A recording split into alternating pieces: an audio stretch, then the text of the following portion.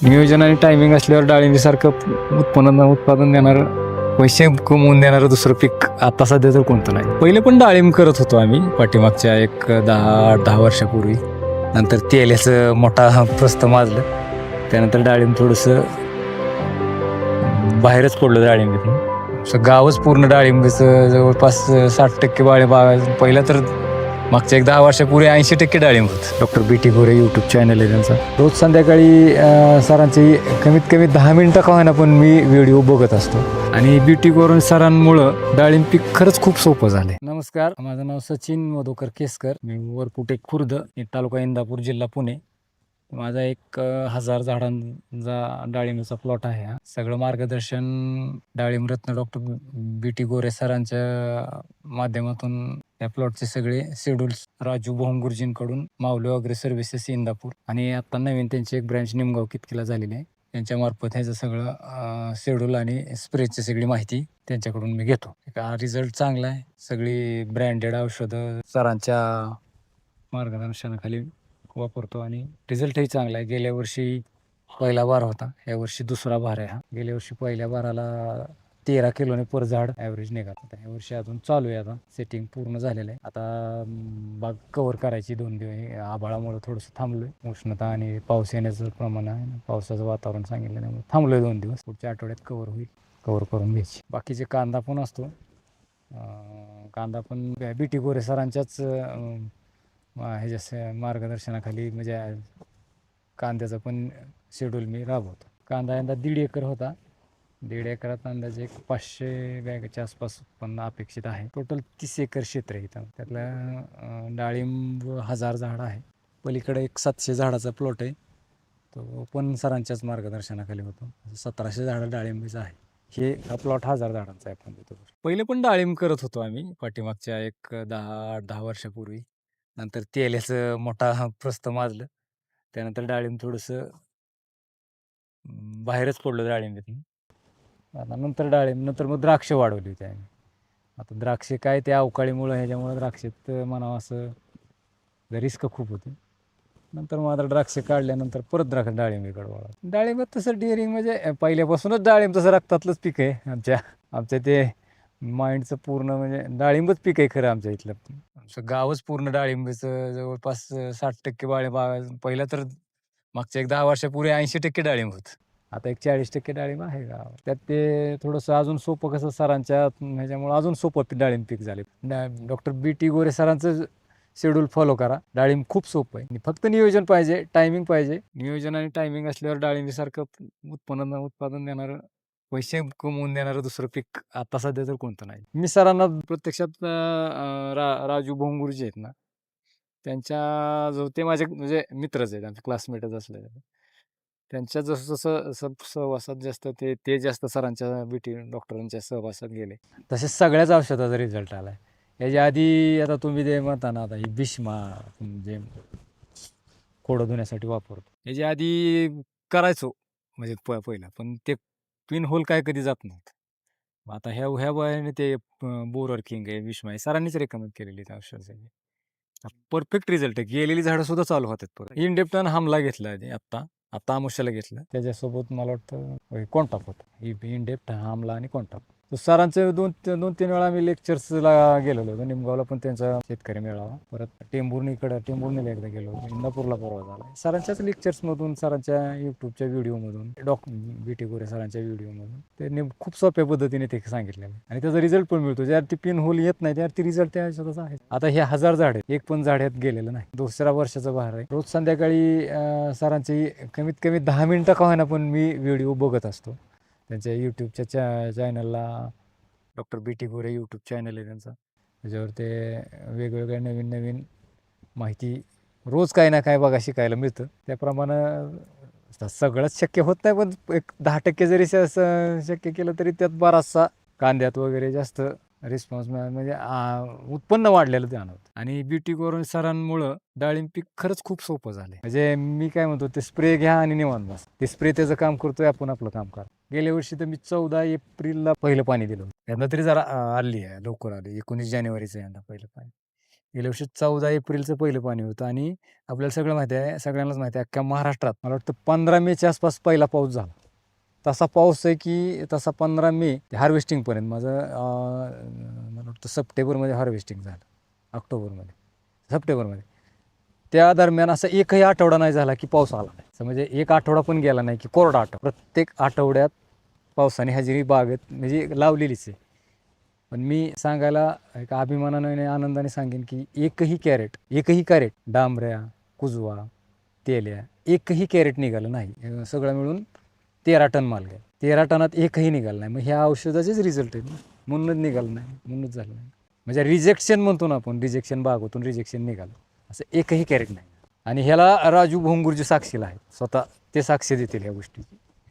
स्वतः म्हणजे 14 एप्रिल ते हार्वेस्टिंगपर्यंत रोज माझ्याबरोबर आहे. भोंग सर आठवड्याला व्हिजिट, आता उद्या व्हिजिटच आहे त्यांची, कालच फोन आला होता त्याचं. नाही मलाच तेच फोन करतात, आज येतोय. अशी डायरी लिहून देतात, 15 दिवसाची, 10 दिवसाची, 4, 5, 6 स्प्रे असतात, ड्रिपचे असतात, अशाप्रमाणे डायरी लिहून द्यायची. बाकी आपण काही बघायचं नाही, फक्त ही डायरी फॉलो करत राहायचं, डायरी सोडायची नाही. आता तुम्ही येऊन जर म्हणला की हे घ्या, नाही घेणार मी, सर आल्यावर लिहून देतील मग तू घ्यावशी. म्हणजे फक्त एकच विश्वास, आणि त्या सरांवर विश्वास ठेवायचा, म्हणजे हे काय त्या राजू भोंगुर्जींवर विश्वास ठेवा. कंटिन्यू त्यांचं शेड्यूल फॉलो करत राहायचं. आणि त्यांचं डॉक्टर बीटी गोरेंचंच शेड्यूल फॉलो करतात ना. औषध सगळे आता आधी इंदापूरला जायचो भोंगुर्जींकडं, आता माऊली ॲग्रो सर्व्हिसिंग तिथंच आता जवळ झाले, आता पटकन घेऊन येऊ शकतो. 3 किलोमीटरवरच इथून. सकाळचे स्प्रे कधी असतात, संध्याकाळचे कोणते असतात ते सर गुरुजी लिहून देतात. कोणता स्प्रे सकाळी घ्यायचा आहे तो सकाळी 5-6 वाजायला तर झालेला असतो स्प्रे. संध्याकाळचा निवांत संध्याकाळचा घ्यायचा तर संध्याकाळी घेऊन. फक्त डायरी सरांची, म्हणजे भोंग सरांची डायरी एवढंच बघतो. आणि काही जर शंका आली तर फोन करायचा. बीटी गोरे सरांचं शेड्यूल फॉलो करा, रिझल्ट नक्कीच. डाळिंब रत्न उगाच त्यांना म्हणत नाहीत, आणि जास्त कॉस्टली पण नाही तसं. ह्याच्यापेक्षा लोकल जर घेतलं ना तर सरांपेक्षा जास्त पैसे जातात. सरांच्या शेड्यूलपेक्षा, म्हणजे डॉक्टरांच्या शेड्यूलपेक्षा जास्तच पैसे जातात. गरज असेल तरच औषध द्यायचे, सगळ्यात महत्त्वाचं. गरज नसताना त्याला उगाच गरज नसताना त्याला खर्च करायची. ह्या वर्षी तरी कसं, आता गेल्या वर्षी कसं जास्त पावसात सापडलं होतं, म्हणजे सगळीकडेच होता, अख्ख्या महाराष्ट्रातच पाऊस होता तसं. ह्या वर्षी थोडंसं शेड्यूलमध्ये म्हणजे आत्तापर्यंत तरी कमी खर्च झाला आहे. तेल्या आता जाणवलंच नाही, मला आता तेल्याच दिसला नाही कुठं. आता काय, तेल्याची भीतीच संपून गेली. तेल्याच नाही तर आता भीज कशासाठी त्याचं. एक डाळिंब गेल्या वर्षी फक्त सापडलं, एक फळ गेल्या वर्षी. आता तर अजून तर ते पण नाही, म्हणजे ह्या वर्षी पण नाही, ते पण. एवढं टेम्परेचर आहे, ह्यात यायलाच पाहिजे, म्हणजे ह्यात टेम्परेचरमध्येच येतो ना तो.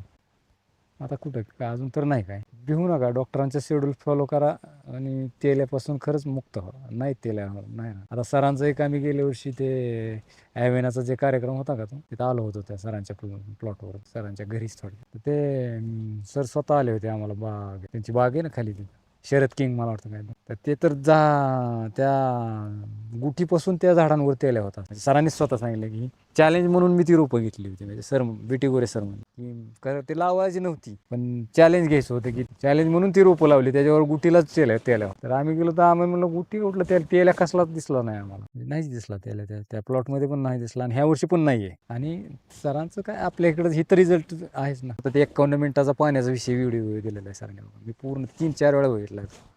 51 का 56 मिनिटाचा व्हिडिओ आहे. मला 2 वर्षापूर्वी झाला आहे तो व्हिडिओ, म्हणजे आत्ताचा नाही आहे, 2 वर्षापूर्वीचा आहे. मी 2 वर्ष झालं तो व्हिडिओ बघून. ते बरोबर त्यांनी सर्क्युलर म्हणजे समजून ॲव्हेना कुठल्या ह्याला, आणि ते बरोबर तसं फॉलो केल्यावर बरोबर तसं होतं ते. आता अर्थात काय होतं, फक्त पावसाळ्याच्या दिवसात त्याचा मिस थोडंसं होतं, मग पावसाळ्याच्या दिवसात काय थोडंसं कमी पाणी द्यायचं आणि सोडून द्यायचं, विषय संपला. पूर्ण माहिती त्यात. पाणी, तो जर व्हिडिओ सगळा पूर्ण बघितला ना तर पाणी ह्या विषयच, म्हणजे त्या ह्याच्यातनं पाणी म्हणजे एकदम नॉर्मल वाटत जातं. पिन होल बोरर तसा सारखं म्हणजे होतंय, जाणवतंय, पण ते क्लिअर पण होतंय. आता सेटिंग अवस्थेमध्ये बुडं धुणं थोडंसं सरांनी, म्हणजे आपल्या भोंग सरांनी थांबवलं, म्हणजे ते दिलं नाही शेड्यूलमध्ये. म्हणून 3 महिन्यात नाही धुतली गेली, खोडं नव्हती धुतली. तर पिन होल आत्ता एक 8-10 झाडांना जाणवला.